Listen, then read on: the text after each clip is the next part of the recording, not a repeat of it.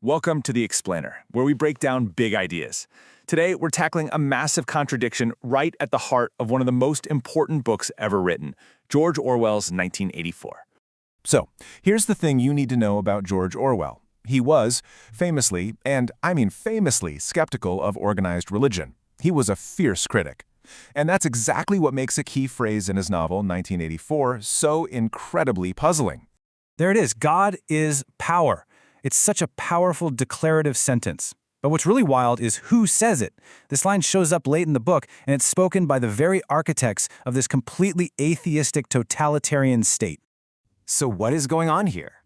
In a world that went to such extreme lengths to erase the past, to rewrite history, why on earth would they keep the concept of God? Okay, let's dive into this contradiction and really uncover what Orwell was trying to warn us about. All right, so first, we really have to set the scene. You need to understand just how intensely hostile the world of Oceania was to any traditional idea of religion. I mean, we're not just talking about disagreement here. The party had systematically, methodically erased religion. Just mentioning its central figure was literally a thought crime, and the punishment for that? A trip to the dreaded Room 101. We see this play out in this absolutely chilling moment with a character, a poet, who gets thrown in prison. And what was his crime? He tells Winston he was editing a poem and couldn't find a substitute for the word God. It was the only word that rhymed. A single word for a single rhyme was enough to condemn him. And this is where it gets so interesting. Despite this extreme suppression, the word God actually pops up 8 times in the novel. And get this, it's almost exclusively in that final torturous section of the book.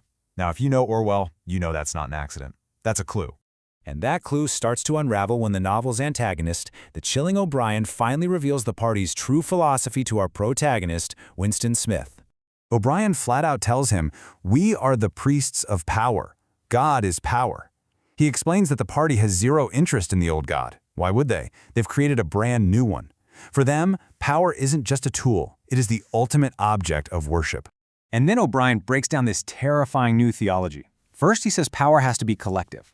An individual, you're weak, you're going to die. But the party is immortal. So if you erase yourself and merge with the party, you become all-powerful.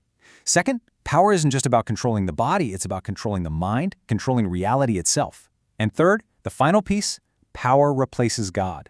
The party becomes the sole object of your worship, love, and obedience. He's basically arguing that the party is just hijacking the psychological machinery that religions have used for centuries. Think about it. Believers love their God without being forced. They obey as a sign of faith. Well, the party just substitutes Big Brother for God and then demands that exact same unquestioning love, that same blind obedience and devotion. But you gotta wonder, right? Could a doctrine like this actually work? Could you really force someone to believe? Well, Orwell shows us the absolutely terrifying answer through Winston's complete mental and spiritual collapse. After all the immense torture, we find Winston sitting in a cafe tracing words in the dust.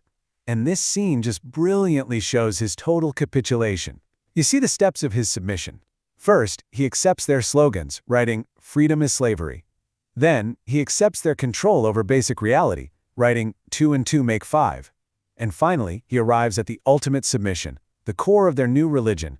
God is power. And here is the crucial point. Winston doesn't just obey, he genuinely believes.